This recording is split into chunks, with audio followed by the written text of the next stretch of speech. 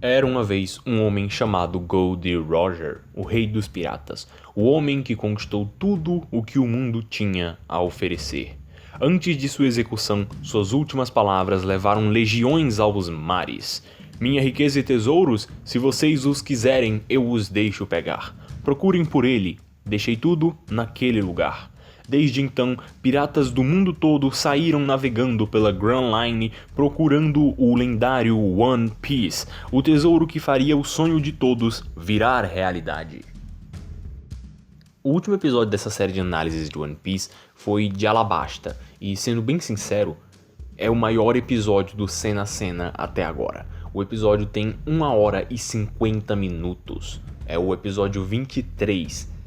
E, sinceramente, eu não sei se eu quero continuar gravando episódios de quase 2 horas, porque eu demorei 2 dias pra gravar aquilo e é um episódio só que sai em uma só semana. Então eu não sei se vale a pena logisticamente gravar coisas tão longas. Então eu vou me retrair um pouco mais nas análises, pelo menos de One Piece agora, para tentar comentar mais dos pontos que eu considerar mais essenciais, dos que eu lembrar melhor. Porque senão eu vou acabar chegando na mesma coisa que eu cheguei, na conclusão que eu cheguei na série do Conan. Eu só tô narrando as coisas que estão acontecendo, eu não tô efetivamente comentando coisas novas todos os episódios. Eu tô narrando os acontecimentos e dizendo, isso aqui é legal, isso aqui está preparando coisas para o futuro, que é muito do que eu fiz no último episódio, e a série de One Piece é especial para mim.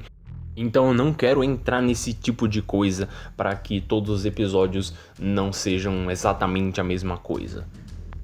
Então, para seguir com a ideia, vamos direto ao episódio. Então, eu sou o Trovador, esse podcast é um oferecimento Meros Menestréis. Aqui comento de maneira um pouco mais despretensiosa sobre coisas que me interessem. Um livro, uma cena, um episódio, uma obra inteira, um assunto e até palavras às vezes, tentando dissecar tudo, cena a cena. Agora, vamos ao episódio 24 sobre One Piece e Skypiea.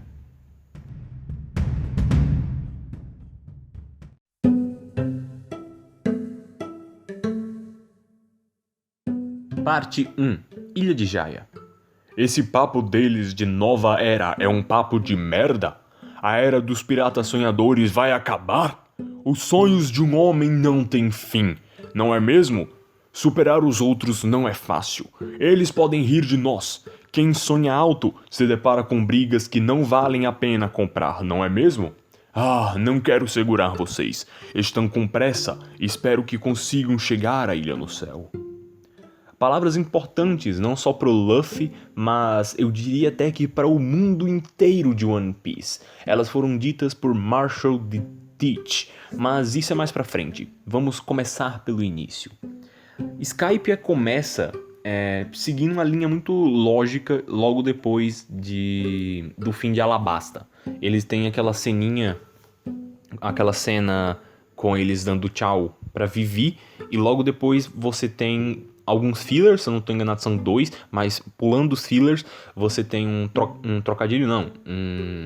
flashback da Robin sendo salva lá naqueles subterrâneos de Alabasta, e logo já corta para Robin dentro do navio dos Chapéu de Palha.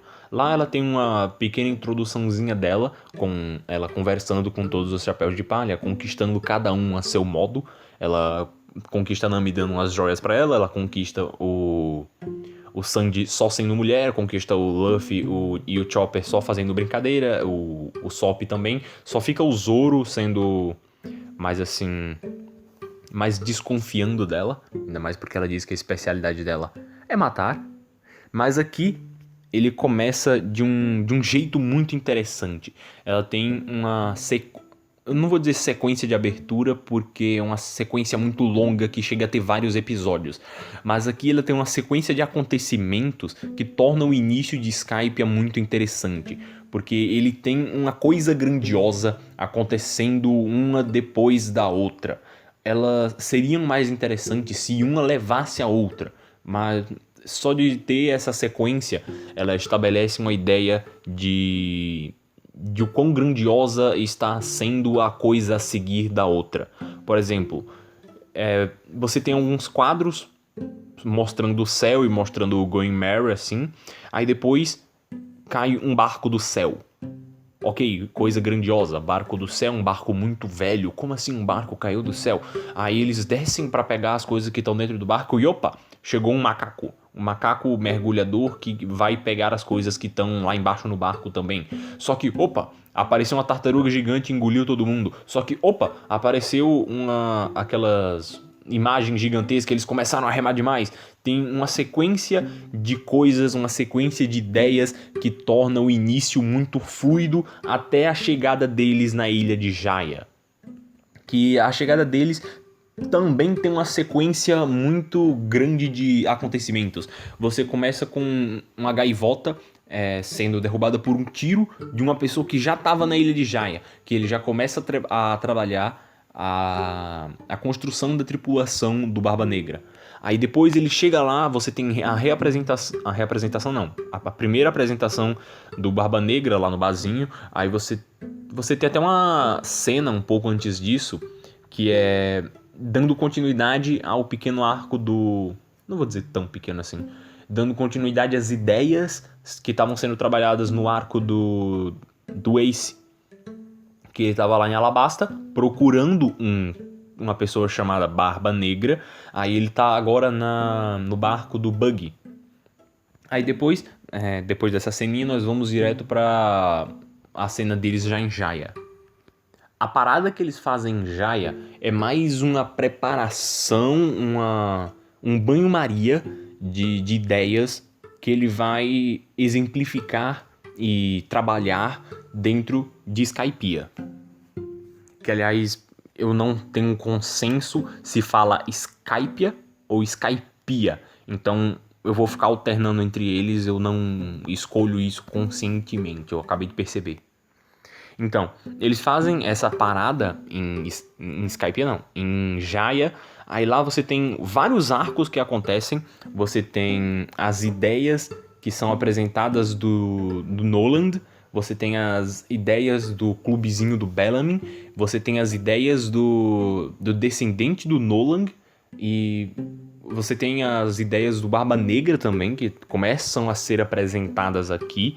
Que, aliás, essa frase do início, dita por ele, que é porque assim que eles chegam lá, eles vão num barzinho. E nesse barzinho chega o Bellamy, que é um terrorista local. Eu não sei se poderia classificar ele como terrorista, ele tem uma gangue local lá na ilha de Jaya. Aí chega o Bellamy e o Luffy, obviamente, diz: eu quero ser o rei dos piratas. E o Bellamy tenta cortar as asinhas do Luffy, dizendo que o desejo das pessoas não existe, a era dos piratas sonhadores acabou. E antes disso você teve a cena de brincadeira mesmo do Barba Negra com o Luffy, deles cada um pedindo alguma coisa e eles ficaram discutindo sobre qual comida é melhor, que agora não me vem na cabeça qual das comidas eles pediram. Eu só sei que do Barba Negra, o Barba Negra pediu uma torta, se eu não estou enganado. Mas isso não tem relevância. Pelo menos aqui ele não cria personagens que vão ser simplesmente inúteis. Tipo, personagens que você usa uma vez e nunca mais você vai ver eles, a não ser numa historinha de capa que vai mostrar que ele tá fazendo não sei o que, não sei onde, com não sei qual personagem. Você tem personagens aqui que vão ser importantes para coisas futuramente, que são os famosos foreshadowing, de preparar coisas agora. Você tem o Bellamy, que o arco que o Luffy vai iniciar aqui vai se desenvolver literalmente dezenas de volumes pra frente. O arco do Bellamy se completa, não vou dizer que ele se completa, mas ele tem outra ponta em Dressrosa lá na frente, que sim, eu estou comentando de Skypiea estando em Wano. Talvez eu devesse ler Skypiea de novo, eu só tô indo com alguns resumos que eu li e as coisas que aparecem na minha memória. Talvez fosse mais interessante eu reler, e isso talvez tenha baixado um pouquinho a credibilidade do episódio. Aí ainda no bar, você tem uma cena que é uma cena mais pra... É como o Barba Negra falou, tem algumas brigas que para as pessoas que sonham alto não faz sentido você comprar, que é mais ou menos o pensamento que o Luffy teve ali, que é o mesmo pensamento, é o pensamento que ele aprendeu com o Shanks naquela primeira cena, que é basicamente a cena que baseia toda a toda não, baseia, sei lá, 50% da personalidade do Luffy, que é a cena do Shanks e do bando dele lá no bar, que é... Chega um cara comprando briga e você simplesmente não se importa, que é o que ele fez aqui. Ele apanhou e fez o Zoro apanhar junto, simplesmente porque não valia a pena comprar aquela briga. Que, aliás, também serve para mostrar muito o vínculo forte que o Zoro já criou com o Luffy. Porque eles estão navegando juntos. O Zoro é literalmente o primeiro tripulante que o Luffy conseguiu. Aí eles já têm um laço muito forte aqui que vai servir também para coisas que vão acontecer futuramente. Skypiea, ele tem uma ideia gigantesca dentro dele, que é uma ideia de aventura. Por quê? Esse primeiro arco, a parte de Jaya da Skypiea, que é tipo uns primeiros 30%, é sobre eles procurando informações para conseguir chegar à ilha de Skypiea. Porque o log pose, que é como se fosse uma bússola que aponta para ilhas, ele tá apontando para cima, que daí todo mundo fica, como assim tem uma ilha no céu? E o Luffy quer ir para essa ilha no céu, o que cria um sentimento de aventura mais forte neles, porque esse não é um arco de personagem como é o próximo, que é o Water 7. Esse aqui é um arco de mundo, um arco de aventura, um arco mais pirata que tem até agora. Porque você acabou de sair de Alabasta, que é um arco mais política, rebelião, como é que diz? Ele é meio Yorkshire de Hunter x Hunter. Ele é crime, por mais que não tenha tanta política no arco de Yorkshire. Ele é crime, política, rebelião. Ele é sobre muita coisa num negócio só. Aí esse aqui é um arco mais... ele tem um início relaxado, por mais que seja interessante. Aí depois ele vai para algumas coisas mais profundas, por mais que ainda um pouco relaxadas. Só para completar a ideia, esse início de Jaya é um dos poucos inícios de arco de One Piece que realmente me interessa. Ele tem uma sucessão de eventos que torna o que vem depois mais interessante, porque parece que uma coisa vai levando a outra. Eles caem um barco do céu, a agulha tá apontando para cima, eles vão pegar o que tá lá embaixo, aí aparece o cara, aparece a tartaruga, eles vão a Jaya procurar informação, aí em Jaya tem a lutinha no bar, eles conhecem o descendente do cara lá, aí por conhecer ele, eles descobrem que talvez exista um meio para poder ir para Skypiea, vão buscar os negócios, por eles terem ido buscar o passarinho que sempre aponta para o sul, o descendente do Noland, ele é atacado pelo Bellamy, aí por o Bellamy ter atacado o descendente do Nolan, aí o Luffy vai lá para dar na cara do Bellamy, aí depois ele volta, aí é uma sequência que torna muito interessante o que está acontecendo, porque parece que uma coisa vai puxando a outra, que você não tem tanto em outros arcos. Por exemplo, Alabasta tem mais ou menos, tem alguns outros arcos que começam com várias coisas jogadas, aí depois ele organiza ou tenta organizar tudo, que para mim funciona melhor o sistema de uma coisa está levando a outra, sendo escalonando. Ele vai aumentando o nível cada vez mais até você chegar em um ápice, que é com eles subindo a Skypiea naquele geyser gigantesco. Que, aliás, antes de entrar em Skypiea propriamente dito, tem coisas ainda a se comentar sobre Jaya, que é obviamente um dos melhores socos de One Piece até agora, que é o soco no desgraçado do Bellamy, porque você conhecendo o passado do Luffy, conhecendo o pensamento dele, você entende a cena no bar, aí você tem toda a preparação do Bellamy não acreditar na recompensa real do Luffy, o Bellamy ser um belo de um cuzão, aí depois você tem o Luffy, bum, na cara dele com um soco só, daquelas cenas que você levanta os braços, grita yes, dá na cara dele de novo, que aliás é só 100 milhões que o Luffy vale? Ele derrotou um cara de... Era quanto que o Bellamy valia? 70? Com um soco? Talvez ele valha mais, mas tá bom.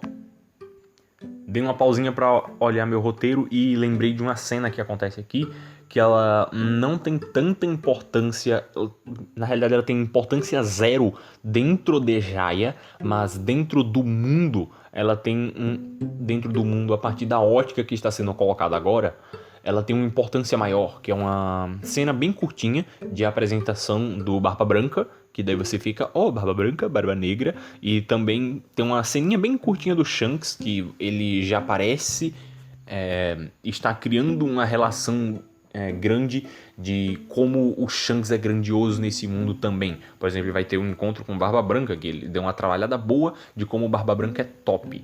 Quer dizer, eu não tenho tanta certeza que ele deu uma preparada boa agora, mas mais pra frente ele vai dar. Então, só para fechar as ideias aqui em Jaya, você também tem uma separação de papéis aqui muito grande de as coisas que tem de se fazer para criar esse arco meio que de aventura. Porque o Luffy está fazendo uma coisa que ninguém acredita que pode ser possível. Então ele precisa de uma força que, por mais que seja e não seja antagonista a ele, ela ainda afeta ele o suficiente para ele ter que fazer um desvio na sua jornada para acabar com ela, que é o Bellamy. O Bellamy simplesmente não acredita no sonho, não no sonho no sonho das pessoas em si. Ele não acredita que exista uma nova era dos piratas e esse tipo de coisa. E o Luffy é a força que quer provar que isso existe. Que o Luffy é movido por essa força de uma era pirata, uma era de desejo. Ele é movido pelo desejo de encontrar alguma coisa, o desejo de uma aventura grandiosa. E o Bellamy não. Ele tem um pensamento de que aventuras grandiosas não existem, você faz as coisas agora e as coisas são como as coisas são. Aí o Luffy derrota ele com um soco e vai pra Skypiea. Naquela cena hiper interessante, que aliás hiper memorável pra mim, tá o Barba Negra, porque ele dá uma apresentadinha no Ace, dá uma apresentadinha no Barba Negra. A gente sabe que o Ace está procurando o Barba Negra, e o Barba Negra, depois de descobrir o valor da recompensa do Luffy e do Zoro, ele quer capturar eles. Aí eles estão entrando no meio daquele redemoinho e o Barba Negra tá indo atrás. Aí na hora que o redemoinho explode em um geyser gigante, eu nunca pensei que eu fosse dizer essa frase, o barco do Barba Negra estilhaçado assim, que aliás o barco dele é um monte de tora, e o Luffy começa a subir no Going Merry meio galinha.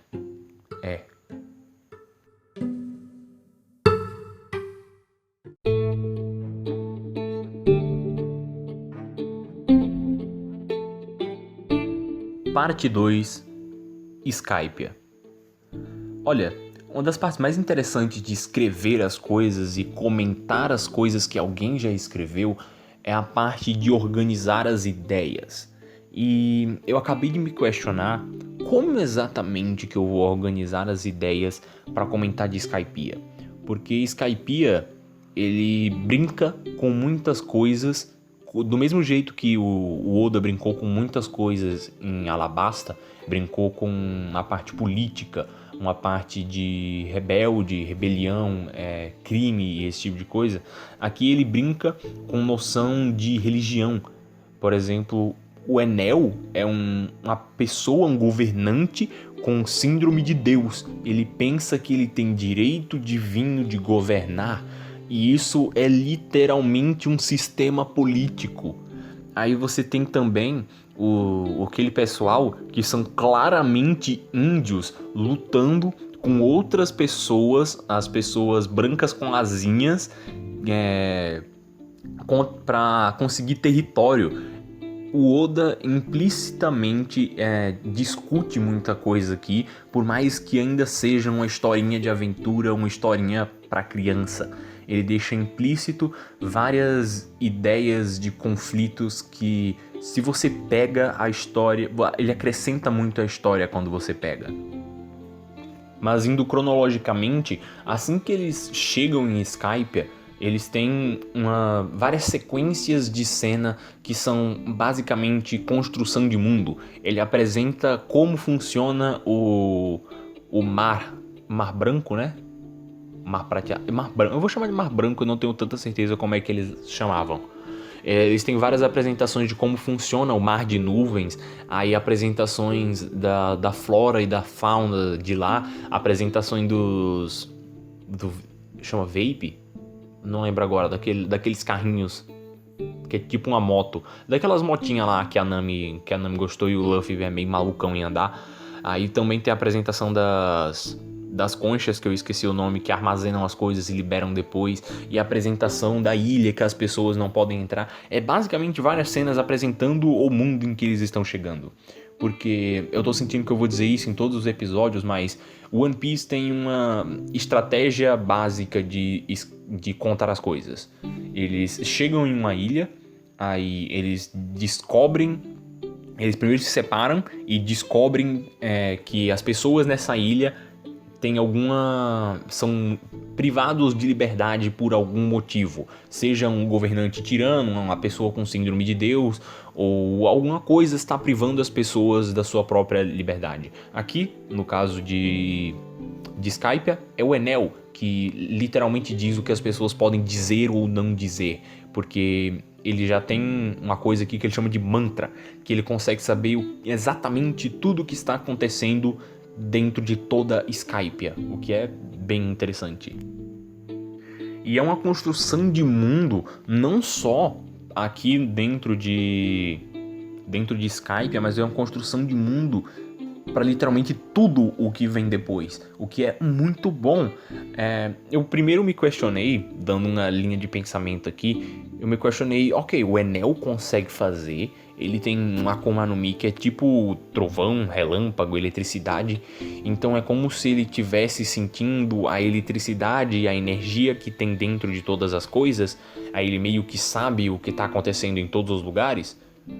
Eu pensei, ok, isso seria apelão demais. Aí ele coloca esse poder também em outros personagens. Aí será que o Enel consegue sentir a energia de todas as coisas e consegue passar para os seus subordinados a informação de todas as coisas enquanto ele... Eu entrei numa linha de pensamento muito hard para entender o que estava acontecendo, porque nesse momento simplesmente não tem explicação nenhuma. As coisas existem, que é o jeito que o Oda tem de apresentar as coisas. Ele demora muito para explicar, se ele explicar. Por exemplo, muito lá na frente, o Haki do armamento. Você passa, sei lá, um arco inteiro vendo... Ele dá uma apresentaçãozinha lá em Marineford, só que ele não apresenta direito aquele haki escuro. Você passa quase o arco inteiro da Ilha dos Tritões vendo o braço do Luffy ficar preto e se perguntando, meu Deus, o que é isso? E ele não gosta de parar, sentar e explicar. Olha, é desse jeito aqui. Pelo menos muitas coisas o Oda adora dizer, olha... Tá vendo aquele cara fazendo? É daquele jeito ali, tá bom? Tem essa outra explicação que talvez se eu for dar, eu vou mostrar outra pessoa fazendo. Porque é assim que funciona. Ele mostra fazendo, o que é algo muito bom. Sempre que você for fazer alguma coisa na sua história, é preferível que você mostre em vez de falar. Eu não tô reclamando que ele não fala, eu só tô constatando esse fato. Eu não tô dizendo, nossa, ele deveria fazer que nem faz em Naruto, puxar um quadro assim e começar a explicar como funciona o chakra. Não, do jeito que tá ótimo, só que aqui fica estranho porque é uma coisa nova demais. É um poder que transcende a apresentação que teve antes. Você tem várias pessoas com um poder totalmente novo que você não entende, aí você fica se questionando. Aqui tem várias coisas que você fica se questionando. A mesma coisa é o Deus Ex Machina que conserta o Going Merry, que é algo que não teve preparação nenhuma antes e você simplesmente fica, o quê? Mas, continuando na linha cronológica, depois deles se separarem, que eles se separam pelo simples motivo de eu esqueci, mas se eu não tô enganado... Sim, lembrei. Tinha um pessoal no Merry e outro pessoal fora do Merry. Aí o Merry foi levado para dentro da Ilha Sagrada do Enel. Por quê? Todas as ilhas lá são feitas de nuvem, só que tem uma ilha que é feita de terra. Essa ilha feita de terra é uma ilha sagrada em que todas as pessoas não podem pisar, que é também algo muito sobre mitologia e religião que o Oda está implantando aqui dentro. É uma ideia meio grega, de tipo, tem o Monte Olimpo que mortais comuns não podem pisar no Monte Olimpo, porque lá é a terra dos deuses, que somente os deuses andam por lá. É como se fosse uma Asgard dos nórdicos ou coisa assim. É uma terra que tem terra de verdade, que eles chamam de verte, tem árvores de verdade e coisas do tipo, porque ela emergiu lá de baixo, que as pessoas daqui aparentemente... sabem que existem pessoas lá embaixo, só que nunca foram lá embaixo ou não tem tanta conexão lá embaixo. Eu tô dizendo o oceano normal, sabe? Que, aliás, meus parabéns pro Oda de ser tão criativo. Você imagina uma ilha no céu, você começa a pensar, pelo menos eu, em algum sistema que funciona para levitar a ilha, ela fica em cima da nuvem. Não, ele pensou em simplesmente fazer um mar que fica no céu, nuvens densas o suficiente e ainda com volume grande para conseguir flutuar, mas ainda ser resistente o suficiente para sustentar uma ilha. Eu não entendo direito como funciona a física de One Piece, mas é uma coisa que eu acho que eu não deveria questionar. Não que tenha problema questionar, só que você só aceita suspensão de descrença básica. Vai ver o dicionário narrativo agora se você não sabe o que é suspensão de descrença. Então, mas depois do pessoal ser pego, o Going Merry ser levado lá pro meio da floresta, você tem uma missãozinha meio que de resgate. Você tem várias pessoas entrando em um território desconhecido para tentar salvar o pessoal que tá lá no meio da desgraçada toda. Aí no caminho você tem várias lutas que de verdade não são tão interessantes. Dando uma comentada um pouquinho sobre atos, o primeiro ato aqui de Skypiea, ele é interessante porque você está descobrindo um mundo que vinha sendo preparado faz muito tempo. É um mundo que você está com expectativa desde lá de Jaya. Aí você fica, caramba, que mundo interessante, tem muitos sistemas novos e esse tipo de coisa. O segundo, ele é chato, ele ainda é um tanto interessante porque ele cria vários outros conflitos que estão acontecendo lá dentro, o que torna mais interessante. Só que a cerne principal, que são eles buscando o pessoal, é chato, porque tem muitos personagens chatos no meio do caminho. Tipo aquele cara das bolhas, que é tipo o carinha dos cristais lá da... Esqueci agora, lá do East Blue. Não sei por que ele existe, sabe? É tipo isso. O terceiro ato é de verdade o mais interessante. Então, vamos fingir que o segundo não existe? Não, eu vou dar uma comentadinha sobre o segundo. Eu acabei de... esses 10 minutos foi eu comentando do primeiro. O pessoal que tava no Going Merry, eles também se separam. Eles descem do barco, que eles estão tipo num pedestal assim, que é como se fosse de algum tipo de ritual. Eles saem do barco, se separam assim, deixam o Chopper lá. Aí o Chopper acaba se envolvendo numa luta que meio que destrói o Going Merry inteiro. Só que depois todo mundo volta pra lá, o outro pessoal chega, eles fazem a festinha que sempre acontece em algum momento, normalmente aqui no meio ou no final, porque é como se fosse a recompensa da jornada do herói. Depois de completar X coisa e conseguir o objetivo dele, ele tem uma recompensazinha, que aqui seria o banquete. Aí depois vai acontecer alguma outra X coisa que vai desencadear o final do ato, que é basicamente eles tentando fugir de Skypiea. Então, tem essa coisa que é o Going Merry, que é um ponto importante, porque ele é literalmente como eles se movem. E o Going Merry, como eu acabei de dizer, ele foi destruído, ele tá acabado. Ele pegou fogo, o mastro caiu, tá todo esbagaçado. Aí eles têm essa pausa, que eles fazem um banquetezinho lá, não sei o que. Ok, pausa. Aí eles dormem. Tem uma ceninha do Sop, ele sai assim pra mijar, olha pro barco e tem alguém consertando o barco. Aí no outro dia, adivinha o que? O barco está consertado. Isso, amigos, chama Deus Ex Machina.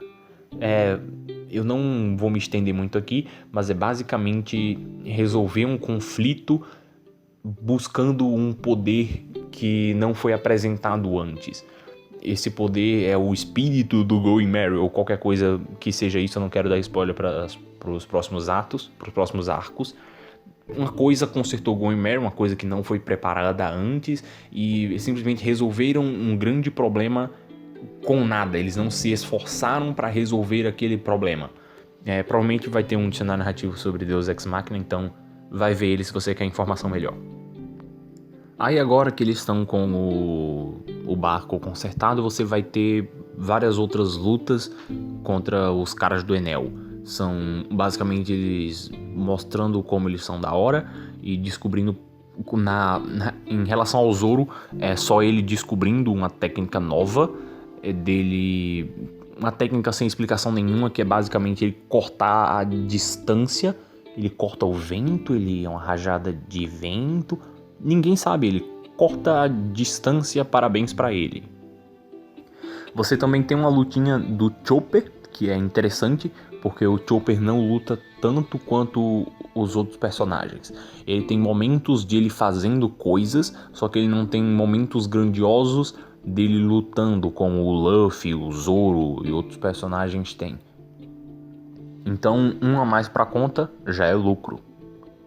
E você também tem cenas longas, mas não no sentido ruim, são cenas longas, mas interessantes. Da Robin, ela tem uma lutinha também muito interessante e muito bom, porque a Robin quase não luta daqui pra frente. Essa é uma das últimas poucas lutas, eu não vou afirmar com certeza, porque eu não terminei o ano, se bem que o ano nem terminou ainda. Mas ela não tem quase nenhuma luta daqui pra frente. Luta de verdade. E a especialidade dela é assassinato. A pessoa que mais deveria saber lutar não luta nada. É simplesmente besta essa parte.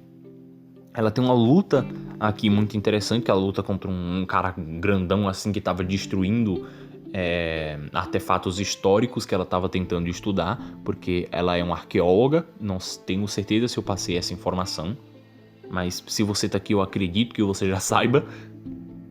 É uma luta muito interessante, por mais que eu ache que a Robin deveria ter batido muito mais nele, porque ele foi muito mais filha da puta do que pancada que ele levou. Ele deveria ter apanhado um pouquinho mais. E a Robin também encontra a Cidade de Ouro, ou o que sobrou dela, que é uma cidade até que o Bellamy comenta.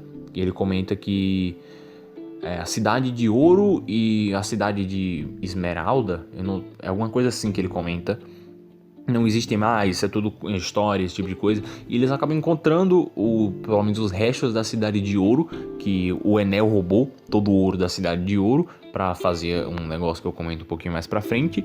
E ela encontrou também um poniglifo, que vai estar em outra coisa lá, na realidade, o poniglifo. Então comento mais tarde também. Olha, tem um personagem que é importante pra Skype inteira, só que eu não comentei ainda, que é o cara da bazuca. Ele é importante, só que ninguém lembra o nome dele. Ele é o cara da bazuca. Ele é como se fosse um líder do exército... Eu ia falar exército revolucionário. Ele é tipo um líder do exército rebelde que a gente tinha lá em Alabasta, só que é um exército rebelde contra Deus agora. Escalonamos um pouquinho o nível, não é mais contra o rei, é contra Deus. Pelo menos o Deus Enel. Aqui o carinha da bazuca, ele vai ter uma lutinha, que aliás, comentar um pouquinho desse furo. O cara da bazuca basicamente deu uma surra em todo mundo da tripulação. Como assim, tá ligado? É só porque ele voa, ele dá uns jatinho. Tudo bem que talvez porque eles não estavam... eles não estavam esperando, eles não sabiam como o negócio funcionava. O Luffy tem dessas de apanhar até descobrir como o sistema de luta do oponente funciona e depois se aproveitar de alguma falha que esse sistema tem ou alguma coisa do tipo, que aliás comento mais disso um pouquinho ali na frente também. Você tem também toda aquela cena gigantesca do pai da... Qual é o nome dela? Da Connie. Você tem aquela cena gigantesca do pai da Connie se sacrificando para salvar a Connie do raio gigantesco, o El Thor do Enel, um raio gigante que mata tudo do que está dentro. Só que ele não morre. Poxa, Oda. Tá bom que você não matou o carinha que vira gavião lá em Alabasta. Eu aceitava, tá bom, você podia usar ele depois. Mas tinha que salvar esse cara. Faz parte do desenvolvimento da Connie. Cria a Connie como uma personagem mais interessante. Você ter matado o pai dela, porque agora ela tem uma motivação 500 vezes mais forte para fazer ela fazer as coisas que ela quer fazer. É literalmente por isso que ela vai lá na vilinha, aquela vilinha do centro, não do centro, aquela que ela fica no canto, aquela vilinha dela. Ela vai lá pra começar uma rebeliãozinha contra o Enel e dizer: vamos fugir, pessoal, vamos fugir, porque o Enel tá pistolão, ele tá matando todo mundo. É importante pro personagem. E você basicamente desfaz o que tornou o personagem o personagem.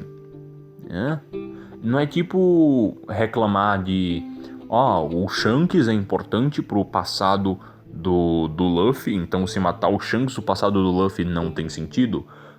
Não é muito isso, é mais sobre dar credibilidade às mortes e... Eu já comentei disso no episódio de Alabasta.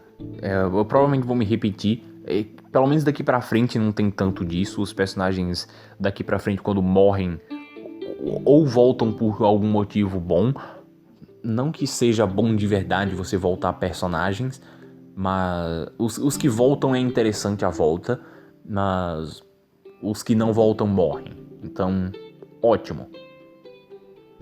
E por fim, sobram naquele palco principal ali, que tem vários níveis. Eu ainda não entendi como é que aquele sistema de níveis funciona. Você tem vários palcozinhos ali, aí naquele... Quer dizer, talvez eu tenha entendido no tempo e agora eu não lembro, porque se eu não tô enganado, ou é aqui em Skypiea, ou... Não, em Alabasta eles já começaram a usar.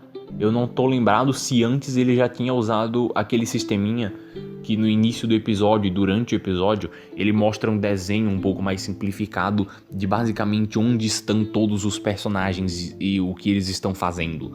Ele dá um resumo no início e durante o episódio ele vai lhe atualizando. Porque em One Piece não importa muito o que o personagem está fazendo, importa mais onde ele está fazendo X coisa, porque a geografia do local importa muito para como as coisas irão rodar. Tipo, importa muito que o Luffy esteja dentro do estômago da cobra para poder a cobra estar indo para X lugar para enfrentar aquela outra pessoa, para depois o Luffy sair e fazer não sei o que. Aí tipo, importa o Chopper está lutando naquele X lugar para depois ele ser encontrado pela outra pessoa lá que trabalha pro Enel, para ele ser derrotado e gerar um pouquinho mais de expectativa na derrota desse outro personagem e esse tipo de coisa. Mas basicamente sobraram 6 pessoas e o Enel disse que iriam sobreviver 5, porque ele queria levar ele e mais 4 para a grande terra do Vert Infinito. E ele diz: somos 6, eu disse que ia ficar 5, eu não gosto de errar, então um de vocês tem que morrer. Aí todo mundo se olha assim e diz pra ele: quem vai morrer é você! Aí todo mundo leva um pau totalmente desnecessário. Por quê? Ele trabalha muito bem o poder do Enel. Ele dá vários exemplos de como o poder do Enel é gigantesco, poderoso, inigualavelmente forte. Para você chegar nessa cena, todo mundo levar um pau gigantesco e todo mundo sobreviver. Todo mundo sobrevive a uma coisa que você viu matar trocentos personagens. Eles são resistentes. Tá bom. Não tinha porquê. É só pra gerar uma tensão na chegada do Luffy e ter um motivo pro Enel sair com a Nami. Não tem porquê você dar um choquezão em todos os personagens. Faz eles, sei lá, ver que eles são fracos e aí ele usa o bastão neles, ele para de usar o poder, desce daquela coisinha dele e dá um cacete neles só usando o bastão. Era o suficiente, era ótimo. Talvez ele não conseguisse no Zoro, aí ele tinha que usar o relâmpago para poder fazer ele ficar imóvel. Ok, bastava isso. Aí ele ia embora, levava a Nami com ele, bastava isso, não precisava criar toda a tensão de ele derrubou as 5 pessoas com um choquezão, só que todo mundo sobreviveu, tá bom? Aí acaba que a Nami, pra não ser acertada pelo raio também, ela diz que quer ir com o Enel pra seja lá onde ele quer levar ela. E finalmente começa o terceiro ato, que é milhões de vezes mais interessante do que o segundo. Ele, no que eu consegui perceber e no que eu lembro, começa naquele momentozinho, obviamente quando termina o segundo. Aí você entra naquela parte que você descobre que o Luffy é imune aos ataques do Enel, que é naquela cena simplesmente incrível, que provavelmente é a capa desse episódio, do Enel gritando assim, depois de ter dado o maior choque que ele poderia dar no Luffy, sabe? Aí tem um negócio lá da nave zona feita de ouro, porque ele consegue controlar os negócios tudo, aí ele joga o Luffy pra fora, tem aquela cena hiper da hora com o Gatos no Telhado. Se você escutou, eu peço perdão. Aí tem a cena da hora lá também com o Sandy, que eu também pensei em colocar o Sandy na capa do episódio, só que o Sandy vai ficar lá pra o Holy Cake. Holy Cake? É, Holy Cake. Só pra dar o final aqui, porque eu sinto que eu já falei demais, você tem aquele final, que é o final muito interessante do Luffy, com aquela bolona de ouro gigantesca no braço dele, dando um gomo no alguma coisa que eu não decoro o nome, no Enel, aí bate no sino, aí faz o sino tocar, aqui tem toda a simbologia com o Noland e aquele descendente do Noland, porque ele é Noland o mentiroso, que... Só para dar o contexto, caso alguém não lembre, porque é uma historinha que eu gosto. É uma das poucos flashbacks de personagens que eu gosto de verdade, pelo menos desses personagens que são mais coadjuvantes. Noland, e também é rápido, é por isso que eu vou comentar.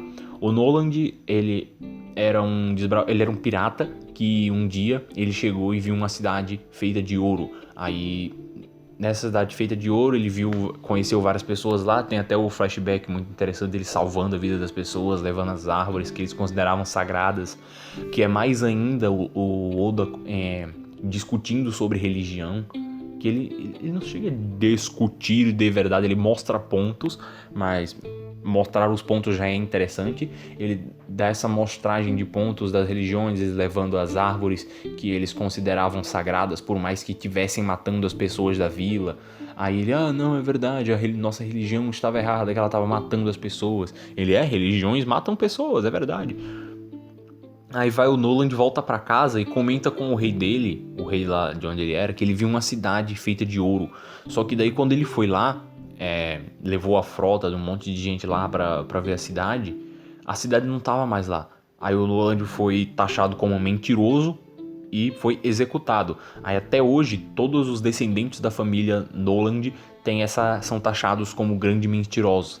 Que por isso que aquele descendente, que eu não lembro o nome, que tem até o mesmo cabelo, ou formato da cabeça, não tenho certeza, ele fica mergulhando no mar, procurando onde é que foi parar a cidade de ouro, porque ele acha que ela afundou no mar, só que na realidade ela subiu aos céus, que é por isso que tem a cidade feita de Verte lá em cima, porque a cidade é a outra metade de Jaya que subiu pro céu, que aí daí tem aquela cena do Luffy assim pulando e aparece nas montanhas como um daqueles seres gigantescos que apareceu lá no início daquela sequência grandona. A sequência não é tão grande assim, naquela sequência de acontecimentos lá no início que aparece uns seres gigantões assim. Aí aparece o Luffy bonitão assim. Que aliás, isso é importante não só pro descendente do Noland, como também para o próximo desenvolvimento do Bellamy. Porque é por provavelmente ter visto isso que ele quis ir a Skype. É um pouquinho de spoiler, peço perdão.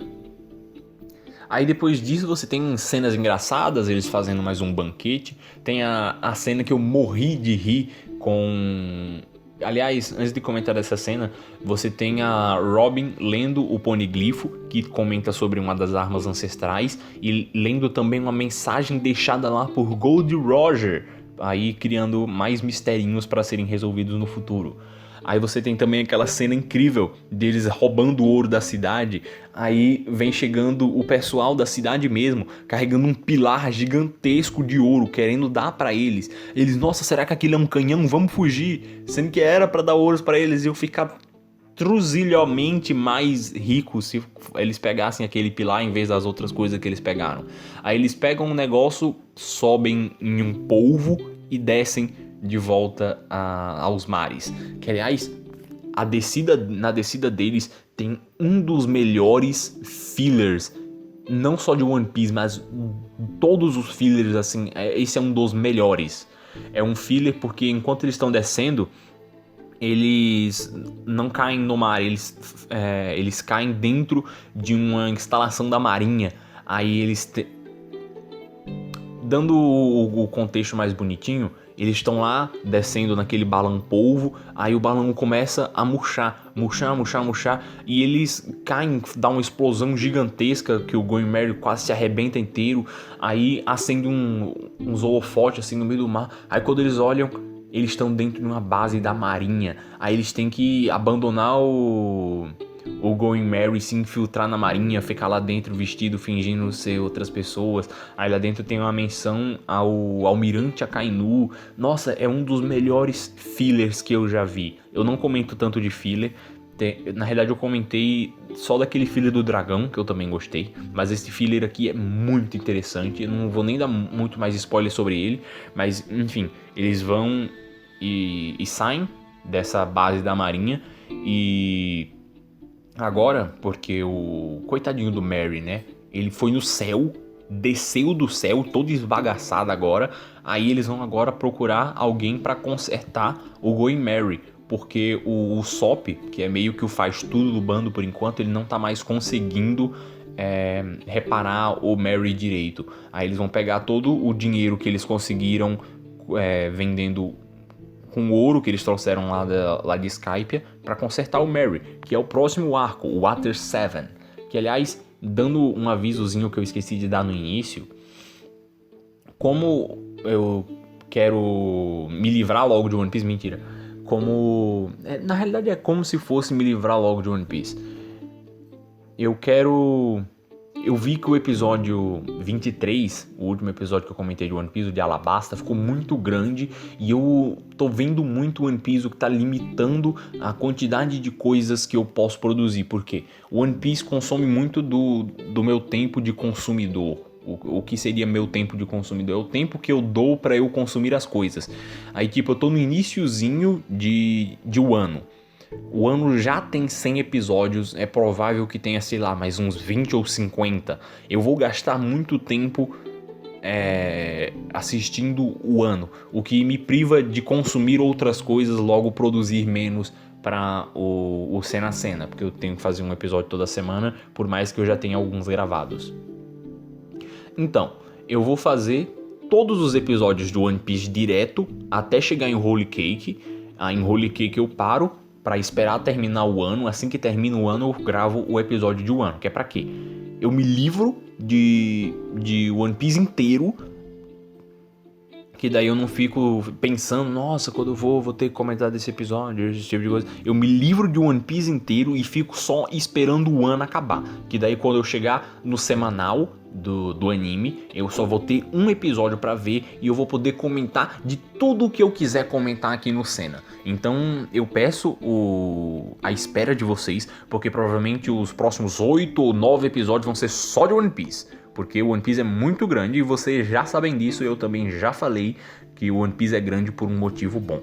Então eu acho que é isso e eu vejo vocês em Water 7.